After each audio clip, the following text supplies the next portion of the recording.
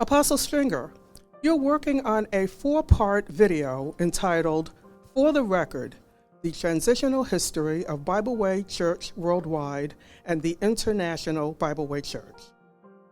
In Chapter 1, entitled, The Apostolic Succession of Apostle Smallwood Williams. Who was Apostle Smallwood Williams? Smallwood Edmund Williams was the founder, presiding bishop, and chief apostle of the Bible Way churches worldwide. Born in Lynchburg, Virginia, grew up in Columbus, Ohio. At an early age, he had an ambition to become a preacher. However, he had a stuttering handicap. Later on, he overcame that and began attending the American Bible College in Chicago, from which he graduated. He was ordained a minister in the Church of our Lord Jesus Christ by the Bishop R.C. Lawson. He was then dispatched to the D.C. area to begin ministry. There at the corner of 7th and O Streets Northwest, Apostle Williams began preaching at the famous Fire Plug, which later on was enthroned in his church. Bishop Williams was a preacher that believed in loving God's people, and he believed in the rights of all men and that they were indeed created equally. He was a great leader. What was the succession plan put in place for Bible Way Church worldwide? It was called the Order of Succession, and the way it would work is that for 6 years, 2 men would share leadership over the organization, resulting in a election process in the 7th year. The 2 men were Apostle Huey L. Rogers of Brooklyn, New York, and Apostle Lawrence G. Campbell of Danville, Virginia. And so the person who served as the presiding bishop for the first 3 years would then serve as the vice presider for the other. So in this case, Apostle Campbell was selected for the first year to be the presiding bishop, and Apostle Huey L. Rogers was his vice presiding bishop. And then the next 3 years, Apostle Huey Rogers was to be the presiding bishop, and Apostle Lawrence Campbell was to be his vice presiding bishop.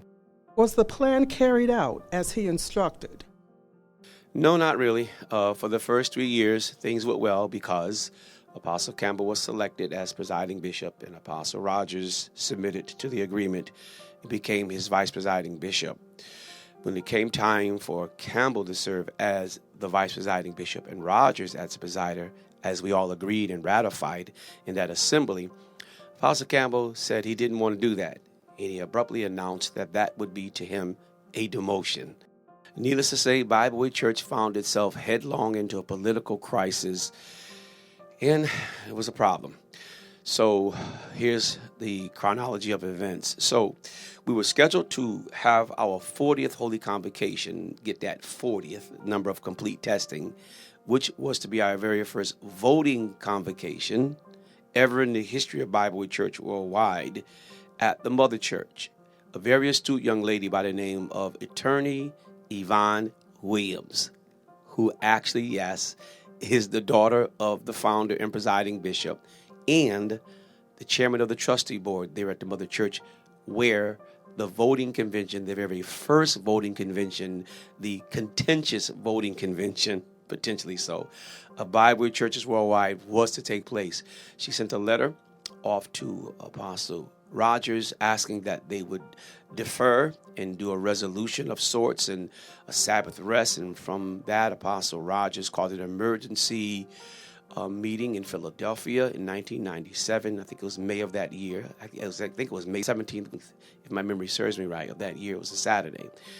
And I remember that because the 17th is the birthday of his granddaughter, Yvonne Williams, who's an attorney as well. And so we went to Philadelphia, and some of the men boycotted, namely those who were supporting Apostle Campbell boycotted the meeting, and the rest of us showed up. And in that meeting, we dialogued, and we turned her request into a Sabbath proposal, which was to be brought back to the 97 convention, that is the 40th year, at the Mother Church in the General Assembly, to be discussed and to be acted upon. It held pretty much that we would suspend elections for a year per her request and pick it back up in the next year, which would have been 98. Of course, that was not met well by Apostle Campbell, and Bible Way found itself in a crisis mode, precipitated, namely, by his desire not to serve as he promised as he represented it, I should say, in accepting the ratification of the assembly to make him a presider for the first 3 years, but it held that he would be a vice presider, and he said that was a demotion.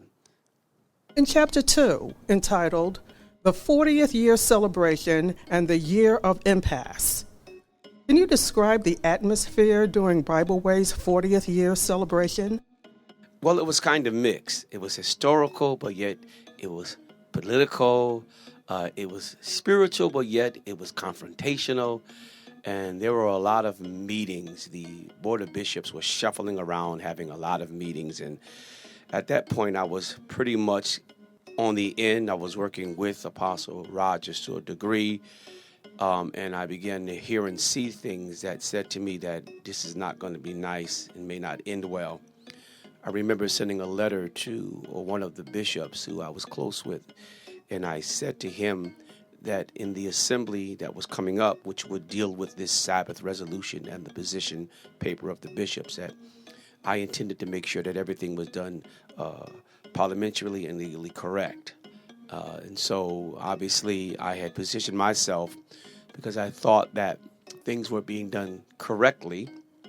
And of course, I thought that things were where they were because people refused to operate the way they promised they would. How was the issue of elections resolved at the 40th convocation? Well, we got together to discuss that. Now I want to give you the picture that you just can't even script. The meeting that would decide the election process took place in our nation's capital on the 4th of July, 1997. I remember it like it was yesterday. And there were the bishops who held themselves out as the leaders of the organization, because in our Constitution it said the executive board is the highest governing body, and they held that clause up highly. But the problem was we were in a General Assembly, and in our Constitution the General Assembly is made up of all those groups. The executive board has its authority, yes, and it really runs as an executive board, more so between meetings, but when we're in a deliberative body, that is a General Assembly, not so much. Everybody's vote counts. But I guess, when you're a bishop, you think you reign supreme, and I think they had that misnomer working in their heads, but the Constitution spoke differently because our presiding bishop and founder, Apostle Williams, believed in collective leadership. So he centered the authority within the General Assembly when it came to decision making. So we gathered the 4th of July, 1997, at the Mother Church to discuss that. And the bishops presented what they call their position paper. Apostle, I believe it was Showell, he actually read it. And then when he got done reading it, I took to the floor and I asked, what should we do with this?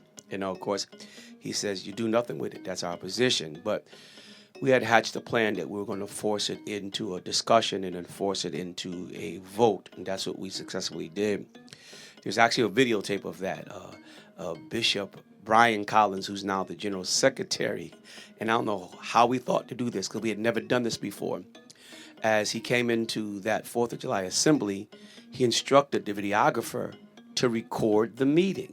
We've never done that before. And so he recorded the meeting. We have a videotape. We had an audio, couldn't quite get our hands on that because they thought that they would take that before we get a chance to get it. But we had the video, and it was transcribed actually, word for word, and it was also played in the court in South Carolina. Quite interesting. But basically, there wasn't any vote. The meeting ended without a vote, and that in itself was simply amazing. After that July 4th General Assembly, how did the convocation end? Well, that year, I was the president of the International Young People's Union. So the way our convention would run is, on Saturday, that'd be Youth Day. And so by that time, all of the bishops and leaders would have left on Saturday morning, and just the youth would be left behind with a few significant dignitaries. So I was coming from the hotel because in Washington, the arrangement was we stayed at the Hyatt down the street from the Mother Church. And as I was walking up the hill, because it's not that far, I was walking up the hill to commence the evening service. And I was met, as I was coming up the hill, by Bishop S. David Neal. And he began to ask me, did I hear what was going to happen? I said, no. He said, well, they're planning on taking over the service today. I said, is that right? He said, yes. He said, what you going to do? I said, I don't know. I have to talk to Apostle Rogers, who was still at his hotel. He was at the Mayflower Hotel there in Washington, D.C. So as I came into the lobby, my staff was there with the table, and I grabbed a handful of our cassettes because we were releasing a project as well. I made my way into the sanctuary, which seats about 4,000. And as I looked out over a packed house, I saw the pulpit filled with the apostles and the bishops, or we didn't have apostles then, with the bishops. And I knew then, okay, it confirmed what he had told me. And so as I made my way down, I gave instructions to one of my leaders. I don't know if it was John Bennett or Patrick Brown, but I told one of them to conduct the service. And as I was heading into the pulpit, I did a few announcements, and then I made my way through the pulpit, and I went out the side door, those who know the mother church, into that side hallway. And I made my way down the back way, down the stairs, and up to the offices where Apostle Williams' office is, because I was going to call Apostle Rogers to get instruction while the choirs were singing.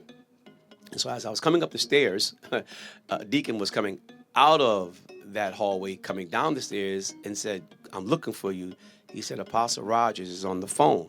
So the timing was excellent. So when I got into Apostle Williams' office area, I picked up the phone, and it was the chief. And he began to inquire as to what was going on. Apparently, he had heard what the intent was. And I could hear the stress on his voice. I can sense that it was immense pressure on him because things were culminating. You know, he had a sick member in the hospital. He had the pressure of this election.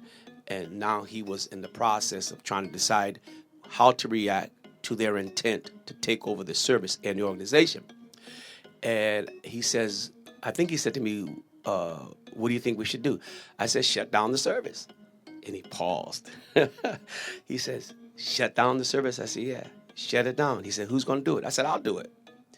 He says, and he paused again, as he's very deliberate when he thinks. And I could tell his wheels are turning. I can feel the pressure. And he said, okay, do it. I said, fine. Hung up the phone, made my way back down the stairwell. Choir was still singing. As I was coming back in the entrance, the rear of the sanctuary again, Courtney Henry, who's now the general secretary, was standing. I said, Elder Henry, I said, stand right here by the sound technician. I said, when I end this service, you tell him to turn those mics off, and he's to turn them on for no one. He said, okay. And the reason I said that is because we had rented sound, because in the earlier days of the mother church, they didn't have a really good sound system. And so we would rent equipment to get a bigger sound because it's such a large auditorium. And so once he shut those down, whatever was in the building wasn't sufficient to really take over the service. So I made my way down. I came to the pulpit, and all the guys were sitting there. Even Bishop Williams from England, who should have been long gone, was sitting there. I grabbed the microphone. And if you know the way the mother church is set, the pulpit is raised, and you walk down to the front where the communion table is. So I grabbed the microphone, and I walked down the stairs so that when I did what I would do, shut down the service, they couldn't grab the mic right away. It would give the technician time to shut the mics down. So I came down the stairs, and I began to talk to the congregation, and I said to them, you know, Apostle Rogers told me that I needed to shut down the service for tonight to end it early. There's some things he needs to deal with. We need to pray. And so I said some other remarks, and then I offered prayer, and I closed the service.